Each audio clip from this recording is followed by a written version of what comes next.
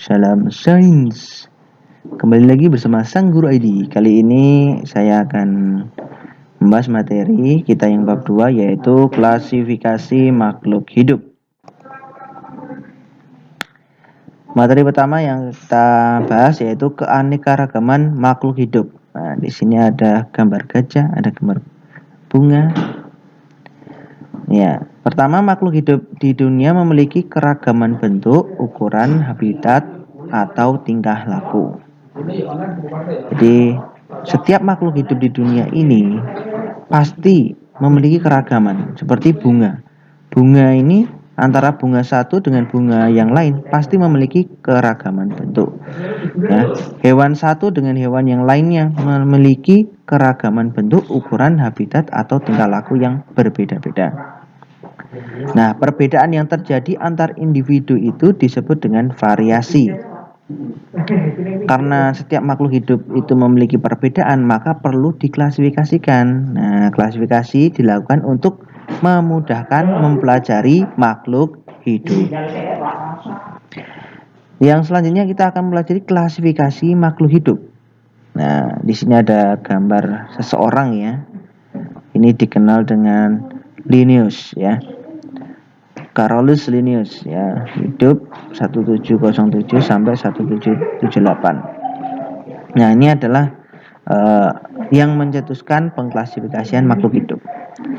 Klasifikasi merupakan suatu cara yang sistematis dalam mempelajari objek dengan melihat persamaan dan perbedaan ciri-ciri makhluk hidup. Ilmu yang mempelajari klasifikasi makhluk hidup disebut taksonomi. Nah, taksonomi ya, si Linnaeus ini, Carolus Linnaeus ya. Dia yang mencetuskannya yang pertama kali ya. Taksonomi menurut Linnaeus masih digunakan sampai saat ini ya. Bahkan kalau kalian ingin mengklasifikasikan tumbuhan atau apa saja yang kalian temukan, itu bisa menggunakan taksonomi ya. Tahap klasifikasi ya. Tahap yang dilakukan Linnaeus ya, itu memiliki beberapa poin ya. Ini ada gambar kucing, ada kelinci gitu ya. Nah, bagaimana tahapan yang dilakukan Linnaeus ini? Nah, yang pertama yaitu mengidentifikasi ciri-ciri makhluk hidup. Kucing ini ciri-cirinya kayak gimana ya? Oh, dia punya mata dua, telinga dua, punya mulut, punya hidung, seperti itu. Kemudian pengelompokan berdasarkan persamaan yang ditemukan. Oh, ini sama-sama matanya dua, dikelompokkan jadi satu. Ya, hewan yang sama-sama memiliki hidung satu dikelompokkan jadi satu, seperti itu. Apabila dalam suatu kelompok ditemukan perbedaan, maka individu tersebut bisa dipisahkan dari kelompoknya. Nah, ketika ditemukan, oh ini hidungnya ada dua misalnya, ini contoh saja. Nah, berarti dia dipisahkan dari kelompok yang tadi. Kemudian urutan takson dalam klasifikasi terdiri dari yang tertinggi sampai yang terendah.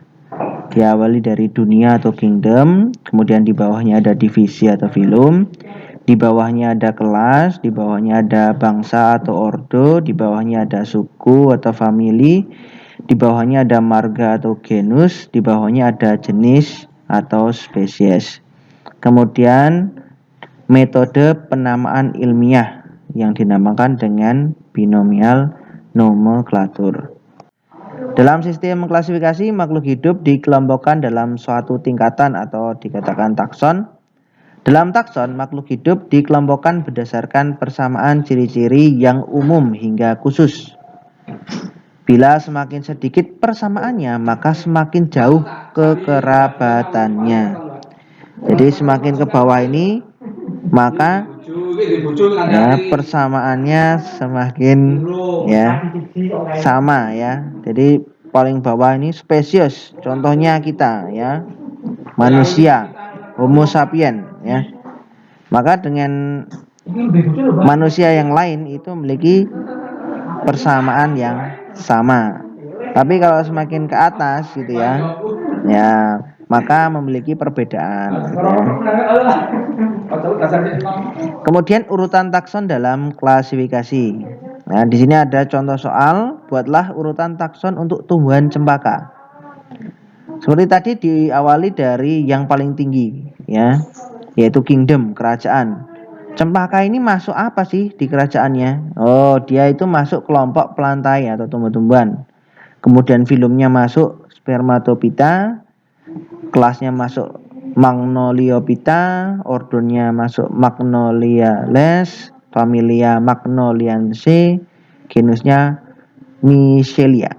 Kemudian spesiesnya Michelia campaka, ya. Maka namanya cempaka diambil dari nama latinnya itu ya. Dan penulisan nama Latin ya, ini tidak sembarangan, ada ketentuannya. Nanti kita pelajari di lain kesempatan atau nanti ya. Kalau kita sempat pelajari ya kita pelajari.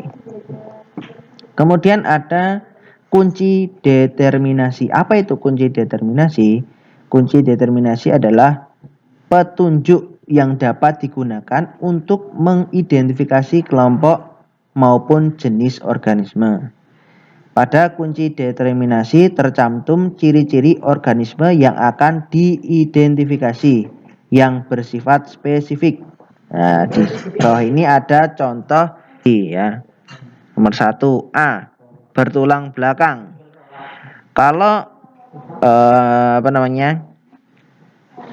hewan yang mau kita klasifikasikan itu memiliki ciri-ciri ini, maka kita lihat sebelahnya ada angka 2. Berarti lompat langsung ke angka 2. Nah, hewan yang kita lihat tadi di angka 2. A, tubuh selalu basah. Tubuh selalu basah. Oh, kalau misal tidak, berarti tidak langsung ke 3. Berarti lanjut ke 2B. Tubuh tidak selalu basah. Oh, tubuhnya tidak selalu basah. Berarti sebelahnya keempat. Berarti langsung lompat ke 4. Nomor 3 dilewati karena tidak ada ciri-ciri yang nomor 3. Berarti langsung lompat ke nomor 4. Nah, di nomor 4 ada A, menyusui anaknya. Berarti dia termasuk mamalia. Ternyata tidak. Yang B, tidak menyusui anaknya. Oh, betul.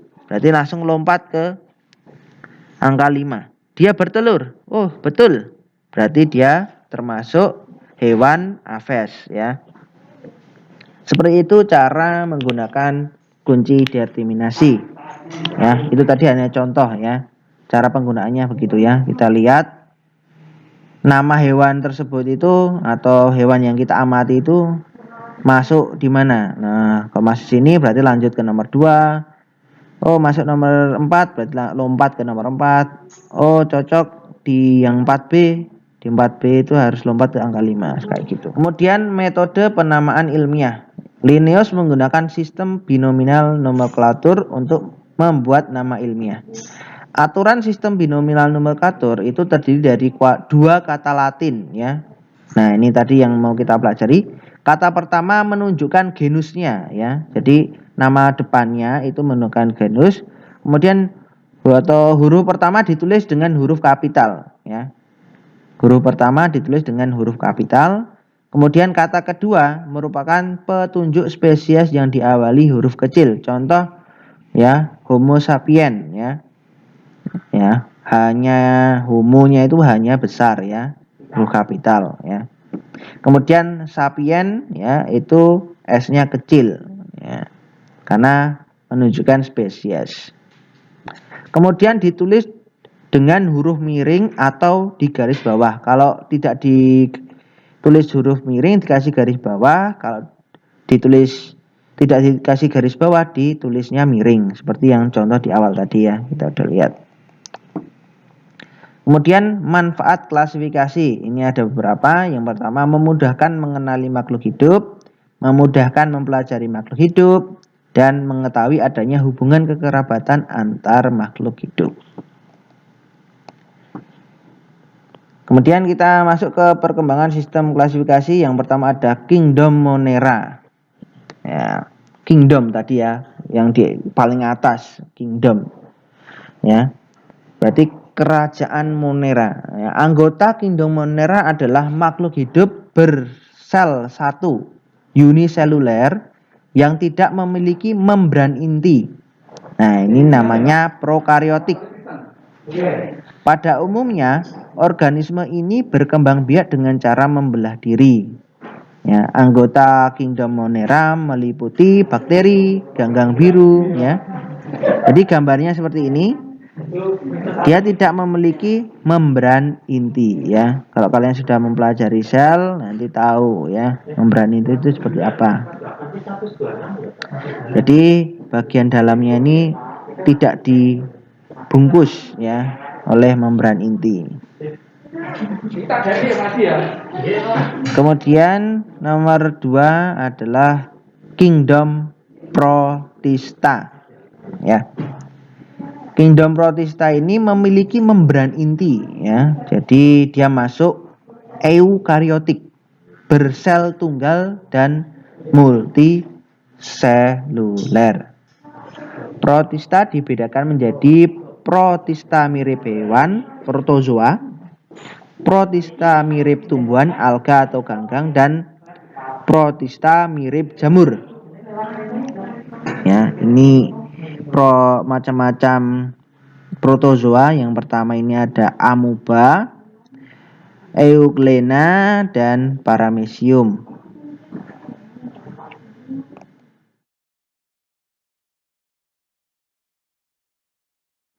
Kemudian selanjutnya adalah kingdom fungi, ya, kerajaan jamur.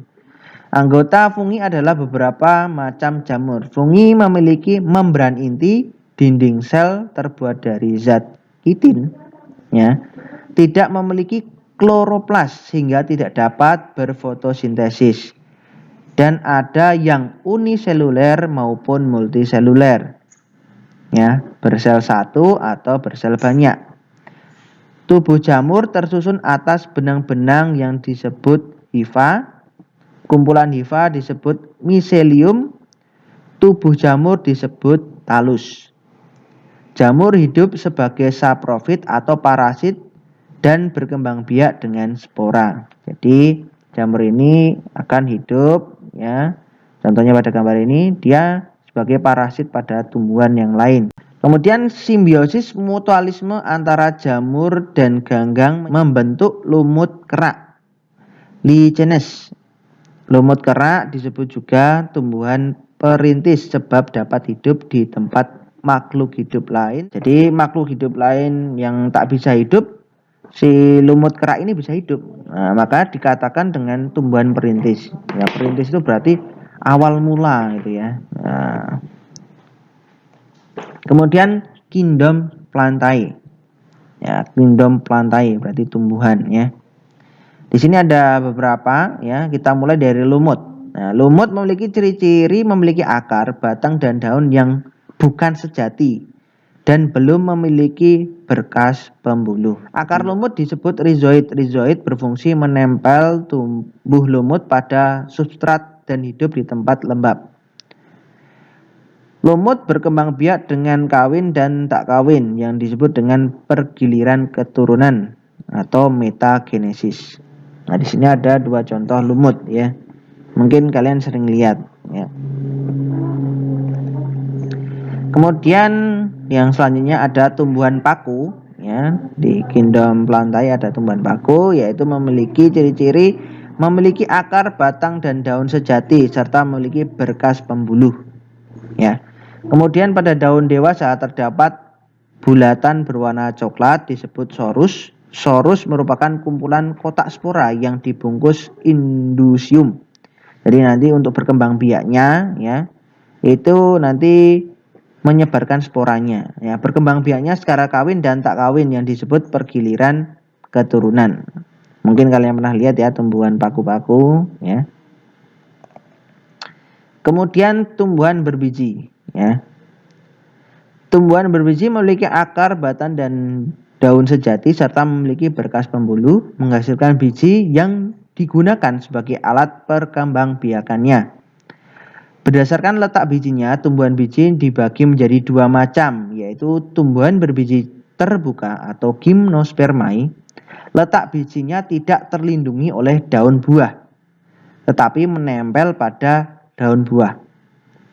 Pohon berakar tunggang, daunnya berbentuk seperti jarum kecil, tebal, atau tipis lebar. Alat kelamin jantan dan alat kelamin betina disebut strobilus yang mengandung sporangium. Jadi berbiji terbuka ini ya, gymnospermae, dan yang satunya tumbuhan berbiji tertutup, angiospermae. Alat perkembangbiakannya berupa bunga, akar, batang, dan daun sudah dapat dibedakan dengan jelas. Susunan tulang daun menyirip, menjari atau sejajar, bakal biji terlindung di dalam daun buah, dan mengalami pembuahan ganda. Nah, kalian dari dua macam ini kalian pasti bisa tahu, oh berbiji tertutup, berarti kayak mangga itu ya, bijinya di dalam daging buah. Kemudian invertebrata. Invertebrata adalah hewan yang tidak memiliki tulang belakang. Iya, yang menggeliat-geliat itu ya. Apa? Contohnya apa? Ya, contohnya kayak cumi-cumi, bekicot gitu ya. Nah, filum invertebrata ya. Contohnya ada banyak ini ya di sini. Untuk porifera itu contohnya hewan spons. Coelenterata contohnya hydrozoa, Scyphoa, Anthozoa. Platyhelminthes contohnya planaria dan cacing hati. Nematoda contohnya cacing perut, cacing kremi, cacing tambang. Annelida contohnya cacing tanah, lintah, pacet. Anthropoda contohnya udang, kepiting, serangga. Echinodermata contohnya bintang laut, landak laut, teripang. Moluska contohnya bekicot, cumi-cumi, kerang. Kemudian vertebrata. Vertebrata adalah hewan yang memiliki tulang belakang ya. Kalau sebelumnya tidak memiliki tulang belakang, yang ini vertebrata memiliki tulang belakang. Kelompok vertebrata ini ada beberapa ya. Yang pertama, superkelas Pisces, ini ada ikan mujair, ikan bandeng, ikan lele, ikan mas. Nah, ikan itu kan kalau kalian makan pasti ada tulangnya atau tulang belakang. Nah, dia masuk vertebrata. Kelas amfibia, contohnya katak. Siapa yang suka makan katak? Nah, kemudian ada kelas reptil, ya, ada buaya, kadal, penyu, ular. Kemudian kelas aves, ya, burung-burungan, ya, burung pipit, merpati, elang, pitik, ayam. Kelas mamalia contohnya gajah, singa, orangutan, kelawar, dan lumba-lumba. Agar kalian bisa memahami ini, coba kerjakan latihan buku paket IPA di kelas 7 jilid pertama halaman 74. Ya. Kalau kalian belum punya bukunya bisa kalian cari di Google atau bisa pinjam ke sekolahan kalian. Mungkin itu untuk video kali ini.